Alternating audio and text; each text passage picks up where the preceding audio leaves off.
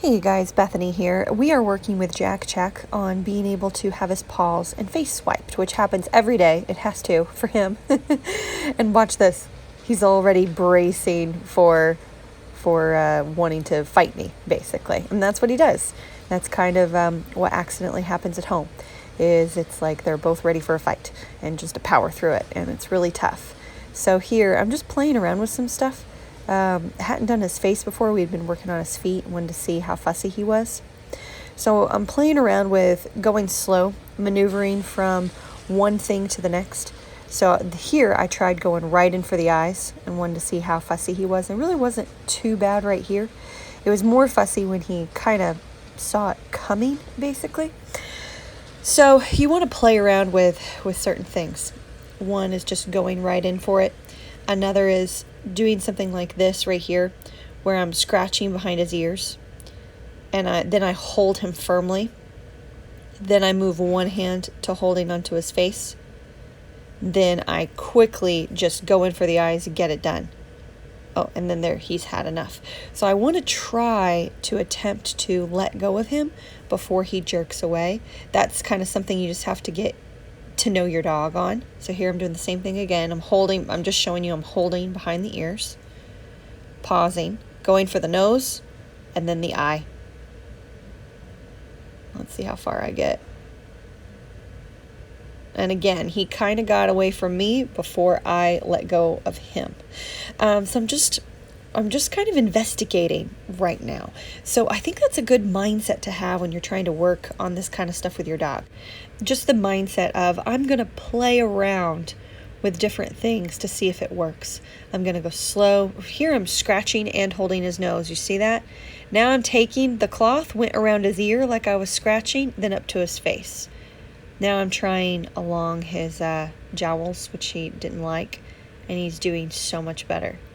So basically the two scenarios that went the best here is when I went right in for his face really quickly, but then I think he would have seen it coming.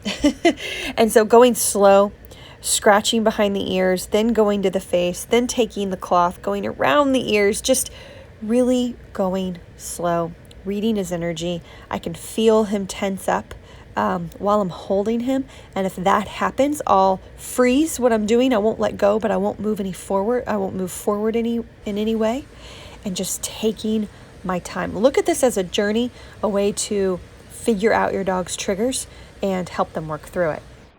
Now here we're going to get into the feet. So I just decided to go right in and grab, see what he did, and you saw him get up earlier. I just used the leash to kind of really firmly give him a tug and put him back into a down. Now I'm just holding the paw. I play around with going right in and then going slow to kind of get a feel for what he does better with. He definitely likes to be respected in the sense of feeling like I understand where he's coming from. Now he did really good here.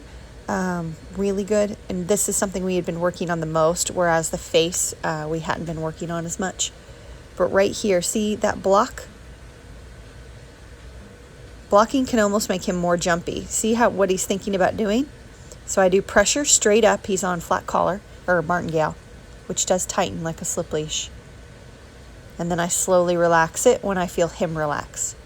So none of that is allowed. So the reason that I targeted the licking is because he was doing really good. If he had been really struggling and started licking me, I'd let that go because it's an improvement. But he didn't. He was doing well, and he started licking me, which can become this slow, steady burn up to his mouthing, throwing himself around. So I blocked him a couple of times, and sometimes that can amp up a dog if they don't believe you or if they're trying to get out of a situation that worries them. And so that's what you saw, that kind of jerkiness in him. He was thinking. He was really thinking. So I took away the thinking. That's why I did the leash pressure. Now right there, what you saw, I'm going to re-show it again, is I'm wiping his feet, and then I feel him tense up. He starts to jerk his paw away. I know you didn't see that. So I just stop. I don't let go of his paw. I don't let him get away with anything, but I stop rubbing his foot and let him breathe for a second. Then I move back into it. I might even stop completely, since he did settle, give him a little break, like right here, and then go back in. So you don't have to charge ahead. You don't have to forage ahead. You can take your time, really break things down for the dog and go slow. Makes them feel better about what you're doing. Now see, right here is just a technique I wanted to show you guys. If your dog's really being fussy, really being ornery, but they are laying down, like you can get that. You can use that. That's why I pet him. I was like, you're doing good. But I was using that elbow and that hand to grab his foot to help him settle. It's another technique that you can use to settle your dog down. You have to position yourself in the right place. But I'm blocking him, which makes him much less likely to turn around and mouth me. He'd be much more likely to get up if he felt uncomfortable, rather than the mouthing and the jerking around. So anyway, guys, these are some tips just to take a look at. But the main thing is really slow yourself down. Really read your dog's body language. Don't rush them. Go nice and slow. Be serious and firm when they fuss, but then don't rush moving forward to the next step, because then you lose trust, you lose ground again. So take your time, guys, and you can absolutely use food for this exercise as well. That can also be very helpful.